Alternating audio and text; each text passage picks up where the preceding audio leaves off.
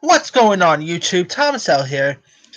Today, I saw the new action film titled Peppermint, which stars Jennifer Garner as Riley North, who's a mother and a wife whose daughter and husband gets killed by gang members, and so she pretty much so the gang members get off pretty easily, and Riley North goes away, and pretty much she's like hiding for over like 5 years, and 5 years during her husband and during her husband and daughter's murder. She like the anniversary of her daughter and husband's murder, she comes back from hiding and pretty much finds like goes out on her way to find the people responsible for the murders. Now I gotta say, this movie kicked ass. I mean, I really had lots of fun with it. It had cool violence, cool action. Jennifer Garner was amazing here. This was pretty much like a female Death Wish in a way. And I mean, because Death Wish is the same thing. The main character's daughter and spouse, gets killed, so he goes out on the hunt. It's a cool vigilante story. I mean, we got stuff like, there's corrupt judges, there's corrupt cops. You know, she pretty much can't trust anyone, so she decided. She was like, you know what? Screw it. I'm taking these guys out by myself. I mean, the movie isn't a great movie by any means, but it's a fun time at the movies. There is like few draggy parts and few slow parts, but it picks up very well. There's also like a twist at the end. I gotta say, I literally saw that twist coming. I mean, there's usually twists in movies where sometimes when the twist happens, I would not be able to see that coming. But there's a twist here. I'm not gonna spoil the movie at all, but the twist here, I literally saw coming. Like for some reason, I literally had a suspicious feeling about that twist. Now, besides Jennifer Garner, you had a pretty good cast around her too. You had John Gallagher Jr., who was in that movie Belko Experiment. He plays like one of the cops, who's hunting Riley. You got this young actress named Kelly Fleming, who plays like Jennifer Garner's youngest daughter.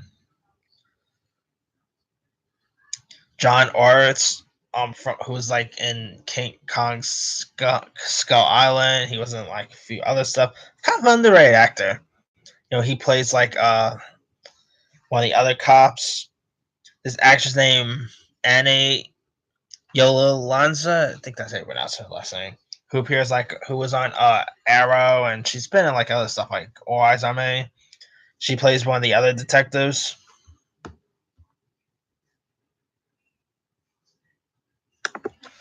And you also got some of the villains here.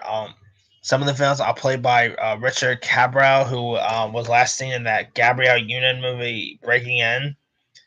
Juan Pablo Raba plays like the main villain in here.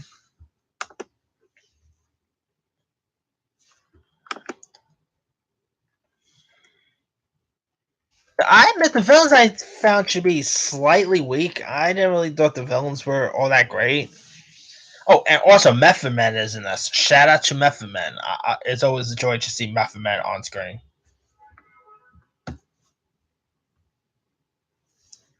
I mean, the film is also directed by Perry Morrow. I think that's how I pronounce the name. Who directed Taken? He did that not so good Sean Penn movie, The Gunman, a few years back.